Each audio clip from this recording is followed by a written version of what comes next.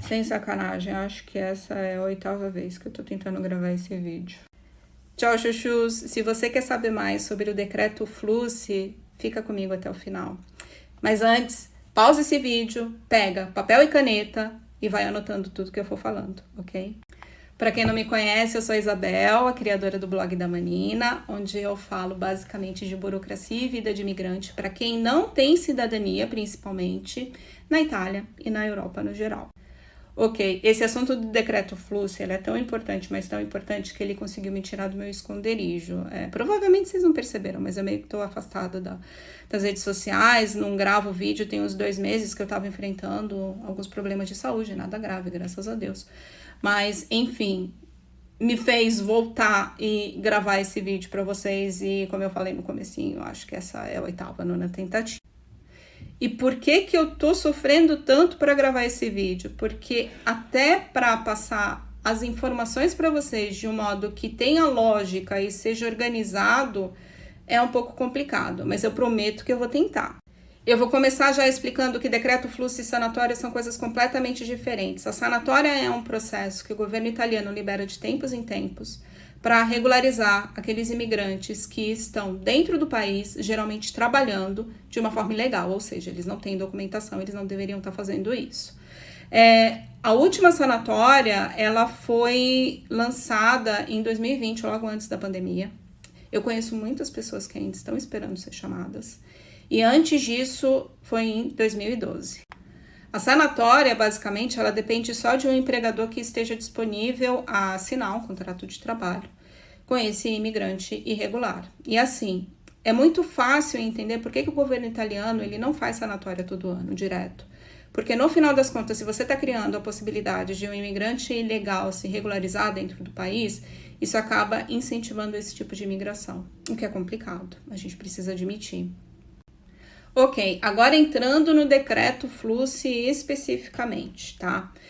Decreto Flussi, ela é uma lei que ela é lançada de tempos em tempos. A desse ano, ela compreende os anos de 2023, 2024 e 2025 e ela estabelece quais são os critérios e também a quantidade de imigrantes que estão fora da União Europeia e que podem entrar na Itália por motivo de trabalho, com visto de trabalho.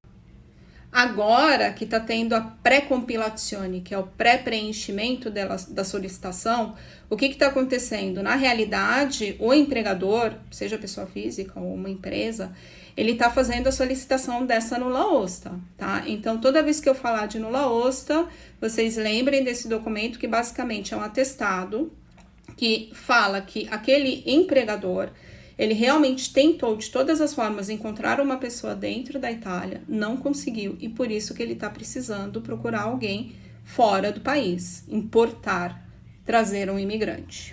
Agora vamos entrar nos detalhes e eu já vou começar a desmentir algumas informações que estão rolando por aí, tá? A primeira é que estão falando que todo mundo tem só até o dia 26 de novembro para fazer a solicitação. Isso não é verdade, tá? Existem 3 dias específicos onde os empregadores, eles precisam entregar essa solicitação, é um processo todo online, então assim, tem o pré-preenchimento, tá ali dentro do site esperando, e nessas 3 datas o empregador, ele vai poder finalmente enviar a solicitação, ok? Ok. Passados esses 3 dias, essas 3 datas, tudo continua igual. Você pode continuar fazendo a solicitação até o dia 31 de dezembro de 2023 para quem quer entrar na quota de 2023. Para quem quer entrar na cota de 2024 ou 2025, o prazo vai até 31 de dezembro de 2024, ok? Então, não tem essa pressa, primeira coisa.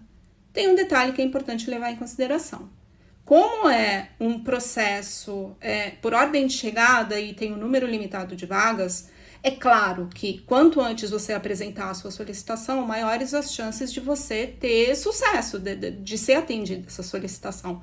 Mas assim, galera metendo pressão e tal, tem que entregar até o dia 26, isso não existe. A segunda coisa que eu quero falar, que eu acredito seja a mais polêmica de todas, tá? Dentro da comunidade brasileira, existem pessoas que são facilitadoras e trabalham basicamente com esses processos burocráticos. Essas pessoas têm um valor absurdo, são super importantes dentro da comunidade, movimentam a economia, ajudam muita gente, tá? Só que eu tenho escutado algumas coisas que são, no mínimo, duvidosas. Uma delas é que existe uma taxa de 500 euros que deve ser paga agora na solicitação, tá? E essa taxa seria mais ou menos igual à minha taxa que eu paguei para dar entrada no meu processo de cidadania. Eu solicitei, já foi aprovada a minha solicitação de cidadania por casamento, tá? Mas isso é um parênteses.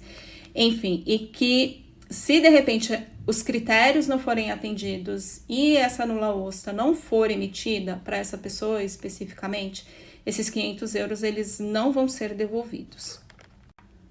E aqui eu entro na polêmica. Sem sacanagem, gente, eu não tô querendo dourar a pílula, não tô pedindo louros, não é isso, tá? Mas eu acho que eu passei umas 5, 6 horas lendo o decreto fluxo inteiro. Dentro do decreto fluxo existem 2 anexos, um deles, inclusive, é um manual explicando passo a passo como você vai fazer o preenchimento.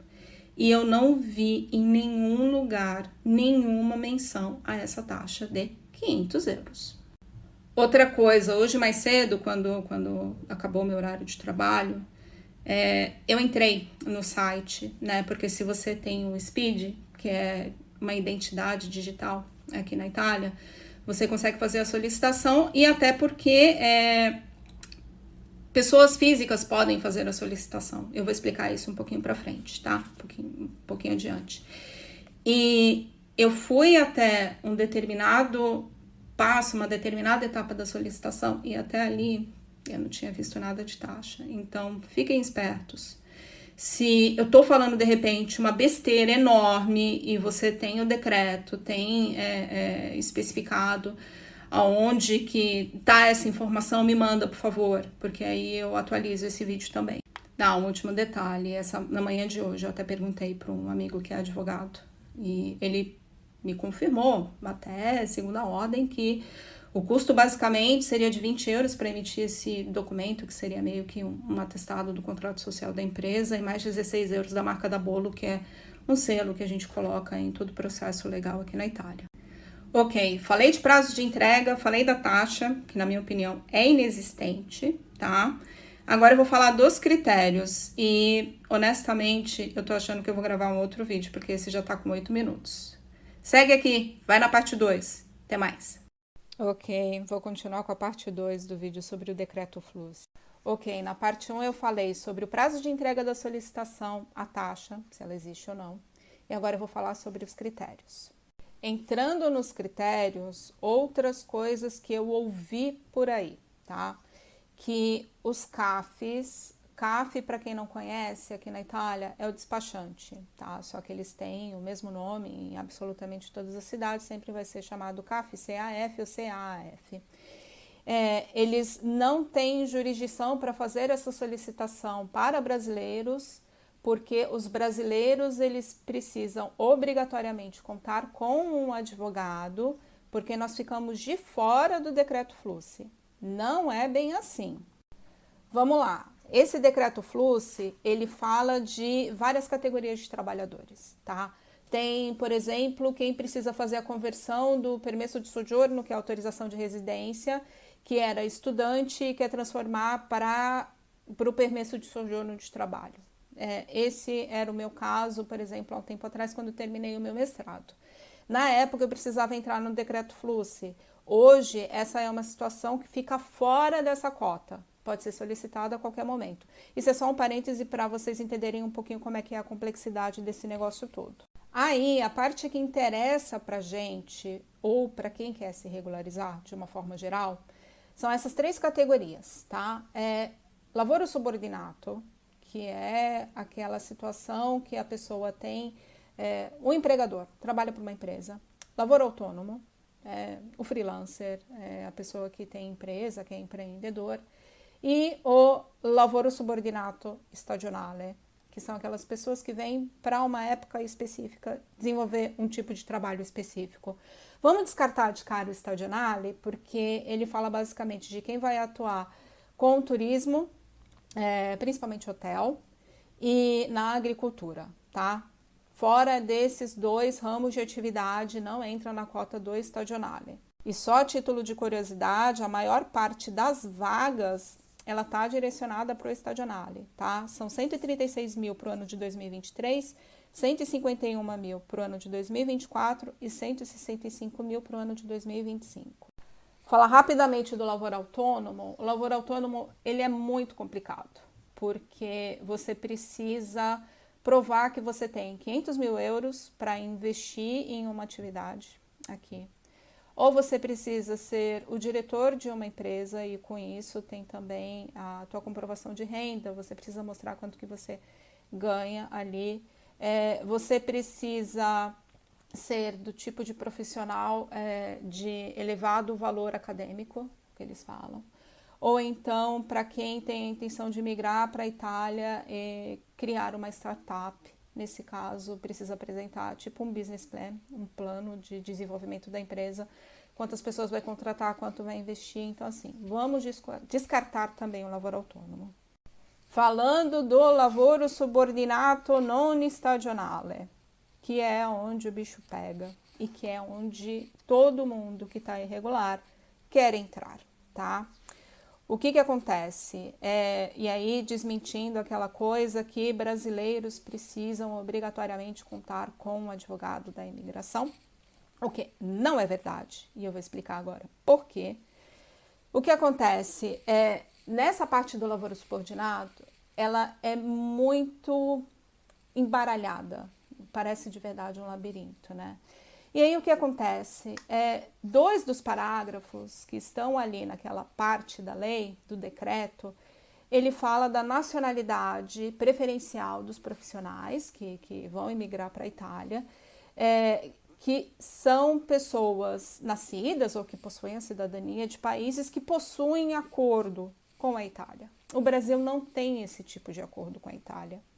E aí, para quem está curioso, eu vou falar a lista desses países, dá a impressão, na verdade está em ordem alfabética, mas em ordem alfabética italiana, tá? Por isso que às vezes eu vou falar um país que para a gente começa com J, mas junto com outros países da letra G. Então Albânia, Algéria, Bangladesh, Bósnia e Herzegovina, Coreia do Sul, Costa do Marfim, Egito, El Salvador, Etiópia, Filipinas, Gâmbia, Geórgia, Gana, Japão, Jordânia, Guatemala, Índia, Quirguistão, Kosovo, Mali, Marrocos, Ilhas Maurícios, Moldova, Montenegro, Níger, Nigéria, Paquistão, Peru, República da Macedônia do Norte, Senegal, Sérvia, Sri Lanka, Sudão, Tunísia e Ucrânia.